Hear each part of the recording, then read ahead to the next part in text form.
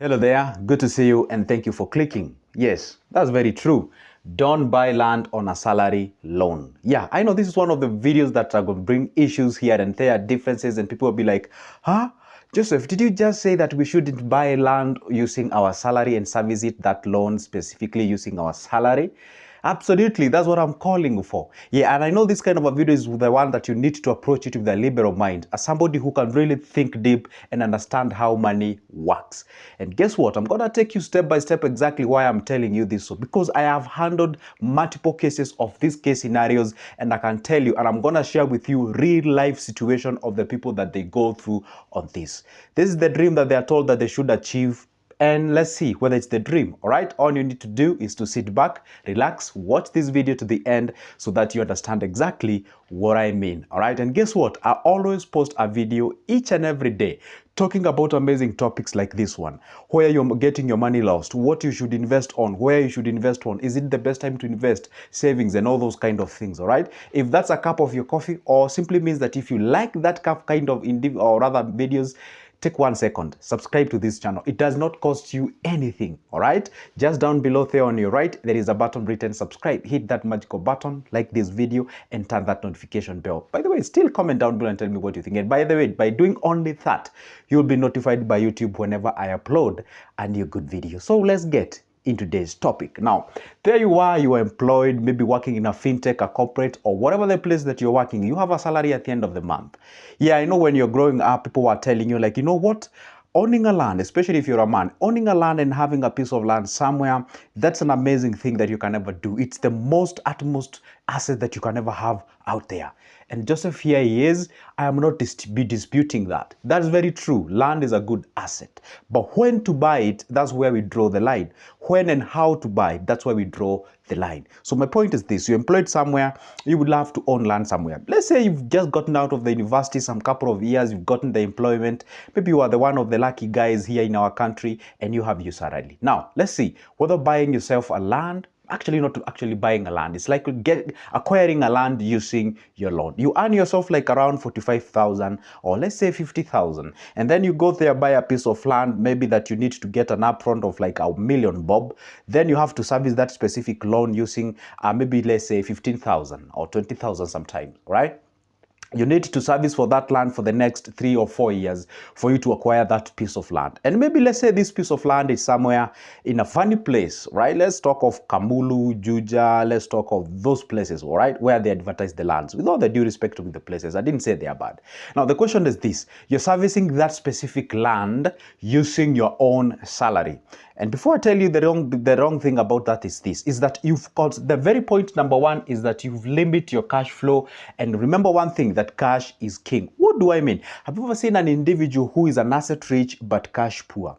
There is a very specific individual who did call me some time back and told me, I'm being paid 45,000. I acquired a piece of land somewhere that I'm supposed to service for the next 4 years, and I'm paying 20,000. So I'm left with 25,000 that I have to cater for my family. They have to eat, they have to dress, I have to educate my kids, and of course I have to look, you know, decently or something of sort. Now, the point is this. Now, you've constricted your what? Your cash flow in the name of acquiring an asset. And remember one thing, there is no problem with doing exactly that. The question is, you've acquired that land, all right, or you're serving that specific land. It is idle somewhere, does not generate anything. You are not doing farming, either plant farming or animal farming, meaning that land is getting you zero, but it is taking money out of your pocket. And let's calculate and see the rate at which it is taking your money and the rate at which it is bringing you money.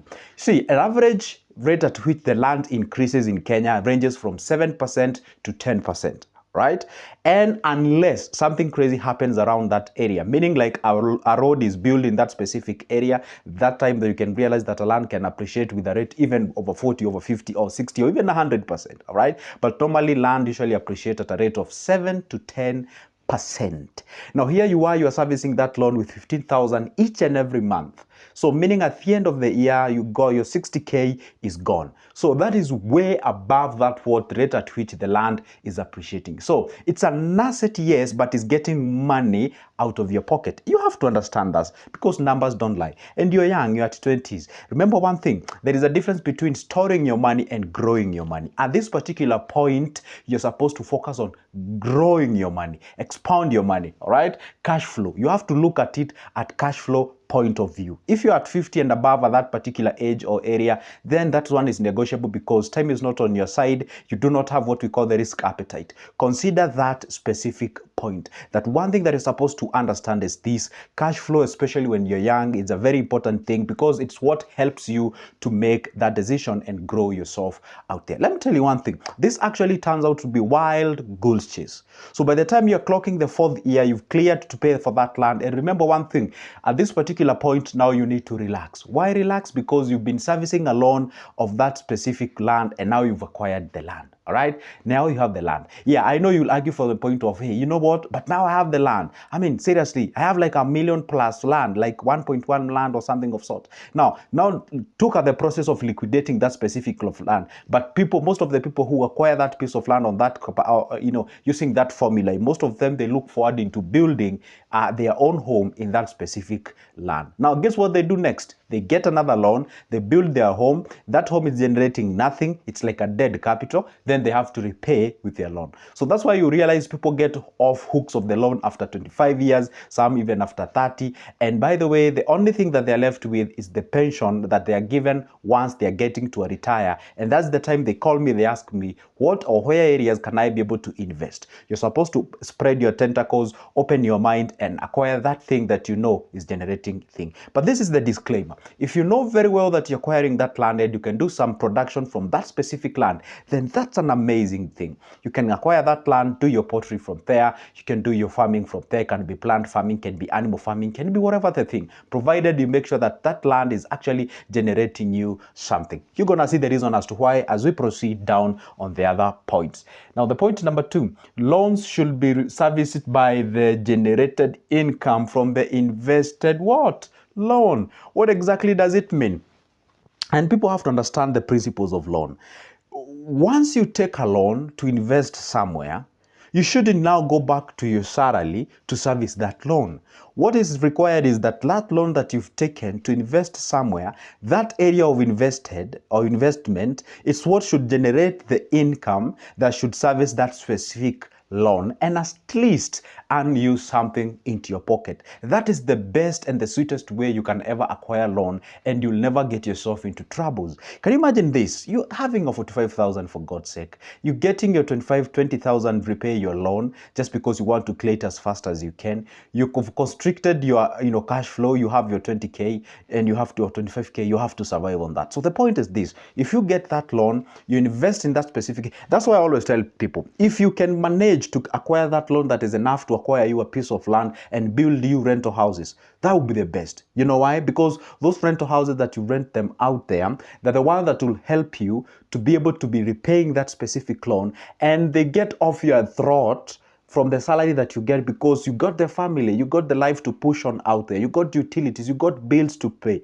out there. That would be the best thing. But now here you are, you acquire a loan of let's say 800,000 or $1 million or 2 million. You go buy a wild land that is far much from where you live. The land, you cannot even do any production from that specific land. It is just idle somewhere. You just have that thing deep inside of you that, hey, you know what? Now I've achieved what the society has been telling me, that owning a land is the most amazing thing. There you are, you're owning the land. Yes, you are an asset rich, but you're cash poor. You got to understand exactly how these numbers work. So the point is this: you're supposed to use that money that you've acquired as a loan, get into the investment that is doing you the cash flow, especially when you're young. I'm going to insist to that. And I know perhaps you're asking myself, or rather yourself, like, okay, why do you insist when you're young? See, when you're young, you have what we call the risk appetite, meaning that you can press different buttons before you get the right one. But when you're old, say at 50 and above, at that particular point, you do not have that what you call the risk appetite. You got to be a little bit sure, though surety is the worst word that you can ever use when it comes to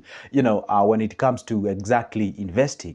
But the point is this: that you are supposed to understand one thing. It is good to know very well that this money that I'm getting into the investment. I do not have time on my side. I have to be very careful. I have to know exactly what's going on here so that I do not mess up my life. I need to grow my money. I need to grow my money, to expand my tentacles. So by the time I'm clocking 35, 38, 40, 41, 42, 43, I've already grown my portfolio of investment. And this is why I always tell people, we were actually doing a very simple mathematics a certain day, someone, quite an old individual, and that guy actually was the one who was now telling me that, you know what, Joseph, I know the time I built these rental houses, there were like 7 of them, and they were kind of double houses and whatever. That guy was breaking in around 19,000 when you do the KRA and whatever, the utilities and what have you. See, those were kind of so some sort of quote unquote old-fashioned houses back then. And that guy was telling me, if I can be able to manage, or if I thought, or if what I can do right now is that I'd rather take that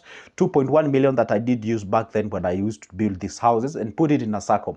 I could have made much more compared to what I have right now. And guess what? Even if it was as equal as what I have right now, I wouldn't have been having all these activities of maintaining, repairing, and all those kind of things, right? Because you see, if you invest in some, by the way, there are some of the treasury bonds and bills that you can get yourself into that are way sweet or way better compared to you getting your loan.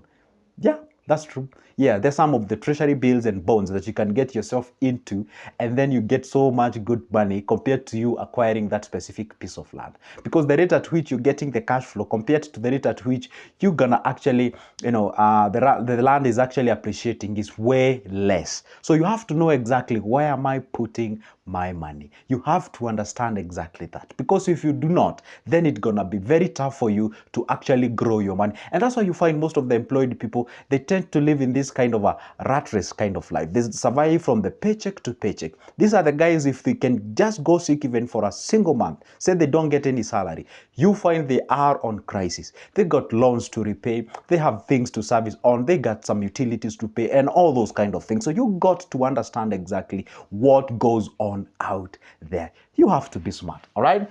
The point number 3, which is basically like my last but not the least, is differentiate between growing money and also what we call storing money. And I'm pretty sure that I've said these points out there. Listen, one thing, you have to understand what is to grow money and what is to store money.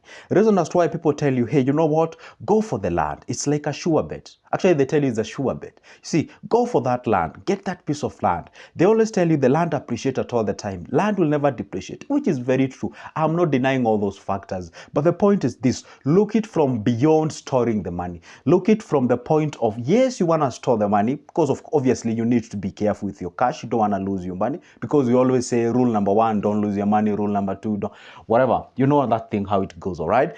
And then the point is this, yeah, I don't want to lose my money, meaning I just wanted to store, to retain, to have it, all right? At the same time, I still want to ask myself, am I growing it? Yes, I am. Is it the best deal on the table? Because also buying a land is also growing your money. Why? Because the land is appreciating. But this is not a liquid cash. This is an asset. Yeah. Is it the best deal on the table? If it is not, then go for the best deal. That's why I always tell people, put your money where your mouth is, or put your mouth where your money is. Whichever is easier to move, just make sure the two meet at the end of the day. Because you can ask yourself now, if you realize that you can be able to make more money investing on ASACO shares, if you realize you can be able to make more money investing on the treasury bills and bonds, if you realize that you can actually go ahead, try to negotiate for a better loan or a bigger loan that can help you acquire the land and at the same time acquire that what we call the capacity to build the rental houses, then from there you can be able to be servicing that specific loan using the rental houses. And of course that specific asset investment of rental houses also functions as a collateral. Say something happens in life, you're not in a capacity to repay as agreed, then the guys can always confiscate that specific asset and they're able to repay themselves. You can do the math, what you owe them, how much they're selling, and then you get the extra. That's how you do it. But now here you have the piece of land. It is in a wild place whereby you just have perception, you just have the belief that the area will grow. And then maybe from today, that time you've embarked yourself into getting that piece of land, maybe the land can actually be better at the period of 10 years. There you are 25. Now you're clocking 35. You're no longer a youth. You're now regarded as, should I say, an old person or whatever they are. You are a youth, you are at the youth age of old or something, whatever that means. So the point is this, If you could have focused on far much better loan, far much better thing. Maybe let's say you had yourself like an upfront of 400K, 300K. How about if you did put that money in a treasury bonds? How about if you did put that money into shares? How about if you did spread that tentacles and maybe you put some of the money into treasury bills or bonds? Others you did put on your Sacco shares. Others you did put on something like stock shares on Nairobi Securities shares and something of sort. That's the only way you are able to actually go ahead out there. You not only have the liquid cash, you not only have what we call the cash flow, but at the same time you have what we call an asset. The point and the trick in this life is this: try to balance those two things. Have a cocktail of what we call the asset and what we call the cash flow at the same time, because cash is king, cash is required, cash is necessary. Because at the end of the day, you cannot be able to go to a grocery store and pay with your title deed. You cannot be able to do that. You only do that with money. Cash, liquid money. So you have to have a cocktail of those two things: cash flow and what we call the asset. Otherwise, if you do against exactly that, yes, you'll be appearing rich out there from the society. People will be saying you have a piece of land somewhere, but let me tell you one thing: you're struggling, you're suffering out there because you do not have the capacity to actually pay the very basic things that you have. Guess what? That's the end of my video. And guess what? If you would like to get any consultation with me, any call with me pertaining investment, business, and what have you, grab my number from the description of this specific video. I offer those services for a cup of coffee. And if you'd like as well to get the booklets about investments, business plans, ideas, money management skills, I got them ready. This is only $280. Use the same number, text me or call me. You'll get them. For now, it's a goodbye and see you in the next one.